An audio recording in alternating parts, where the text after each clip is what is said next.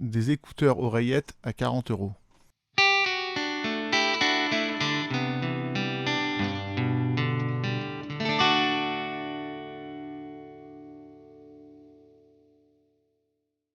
Bonjour à tous, aujourd'hui j'ai testé pour vous des oreillettes sport Holy Eye. Alors voici l'emballage. Donc ici vous avez toutes les caractéristiques, spécifications au niveau de la version, etc. etc. Et maintenant on va regarder ensemble ce que contient la boîte. Donc vous avez une notice avec une partie en français bien sûr. Voici la boîte où sont rangées les oreillettes. Une boîte qui est plutôt sympathique, qui est belle. Voilà, donc on va regarder ce qu'il y a dedans.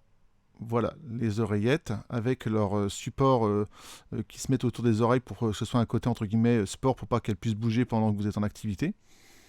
Donc je vais en enlever une, on va regarder ensemble. Donc c'est plutôt souple, hein, le support sur le coup sur les photos, je pensais que c'était dur, mais en fait c'est très très souple. Donc voici l'oreillette. Alors on voit ici le petit bouton power qui sert à avancer, à monter le volume, etc. Alors c'est pas un bouton tactile, c'est un bouton poussoir.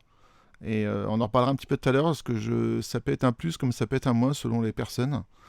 Euh, donc voilà à quoi ressemblent les oreillettes qui sont plutôt sympas. Hein, il n'y a pas de souci.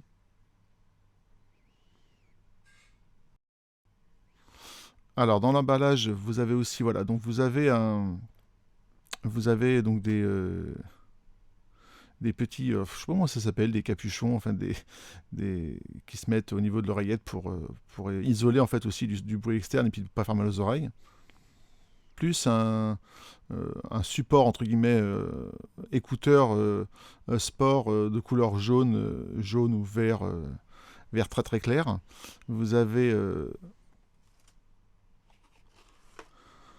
voilà, vous avez aussi le câble USB qui permet de recharger les oreillettes dans leur boîte. Alors le câble n'est pas très très long, hein, c'est vrai qu'il faut avoir un rallonge, ça serait mieux. Voilà, donc je vous montre aussi le port USB qui permet en fait de recharger les oreillettes qui se trouve sur le côté. Alors maintenant, je vais vous parler un peu de ce que j'en pense réellement. Donc, j'ai été un peu, je ne pas déçu, hein, mais euh, au niveau de la pose, elles sont super agréables. C'est vrai qu'on les sent pas du tout, hein. Franchement, elles sont super agréables à mettre sur les oreilles. Par contre, au niveau du son déjà, j'ai des plus et des moins. Au niveau des basses, elles sont super bonnes. Les basses sont vraiment agréables, elles sont bien rondes, elles sont vraiment agréables à écouter. J'ai envie de dire que au médium, ça se passe bien. À partir des aigus, alors heureusement, ils sont pas très forts, les aigus, ils ont tendance à être un petit peu criards, entre guillemets, un peu agressifs, mais comme ils sont pas très forts, ils sont pas précis en fait, ils sont un peu brouillons, mais bon, comme ils sont pas très très forts, c'est pas en soi très très grave, c'est-à-dire qu'on entend assez facilement le charlet derrière qui peut être un peu fatigant à la longue, donc c'est un peu, je trouve, un peu le défaut des oreillettes, parce qu'elles sont quand même à 40 euros, donc on aurait pu espérer avoir un son vraiment de bonne qualité. Bon, le son est pas mauvais, hein, c'est juste ça que je trouve peut-être un peu juste. Donc après, à écouter avec d'autres musiques, hein, moi j'écoutais plutôt avec du rock, donc rock metal. Donc après, voilà. Sinon, au niveau donc comment dire, des fonctions, c'est ce que je disais tout à l'heure. Ce qui est dommage ou pas dommage, ça dépend des gens. C'est qu'en fait, c'est pas un bouton tactile. Enfin, oui, c'est pas tactile, c'est un petit bouton poussoir. Donc il faut vraiment appuyer dessus. Ce qui peut être un petit problème quand même quand on a l'oreillette quand même posée dans les oreilles, on n'a pas forcément envie d'appuyer fort pour appuyer sur le bouton, et là c'est un peu le cas. Donc ça veut dire qu'il faut quand même tenir un peu avec deux doigts l'oreillette et avec le pouce appuyer sur le bouton. Moi c'est vrai que je préfère quand il y a un bouton parce que je trouve qu'on a une meilleure sensation, on sait vraiment ce qu'on fait.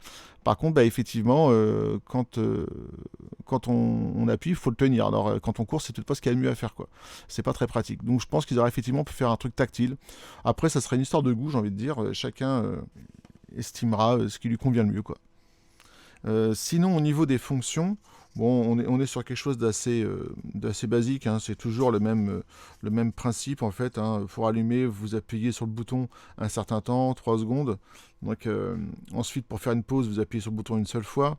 Faire précédent et suivant, double-cliquer sur L ou Right, donc double-cliquer. Volume, triple clic, et etc., etc. Bon, après ça, les fonctions sont souvent les mêmes, hein. J'imagine qu'on va pas réinventer la roue à chaque fois. Donc, bon, après, voilà, pour 40 euros, je les aime bien, elles sont agréables à porter, le son est bon. C'est le petit côté aigu que je trouve un peu pas super super, mais après, c'est peut-être moi qui suis sensible à ce niveau-là. Et puis au niveau du petit bouton pouce-bar qui peut, selon les personnes, déranger. Après, l'avantage, là, c'est que je vous ai un peu énuméré les avantages et inconvénients, et surtout, bah, vous verrez si vous, ça peut être un inconvénient ou un avantage. Chacun prend après ses décisions selon ses goûts. Voilà, j'espère que ça vous a permis de voir plus clair sur ce type de rayette. Peut-être que dans une prochaine vidéo, je referai certainement d'autres rayettes, et peut-être que dans 1 ou 2 mois, je ferai un- une petite sélection, un petit versus de plusieurs oreillettes pour voir quelle était la meilleure, puisque c'est vrai que celles que j'ai testées avant étaient un peu moins chères, et elles étaient vraiment super bien au niveau du son, je trouve. Donc voilà, comme quoi même le prix, on peut avoir des trucs vraiment bien pour moins cher, donc on verra ça plus tard. Allez, bonne journée!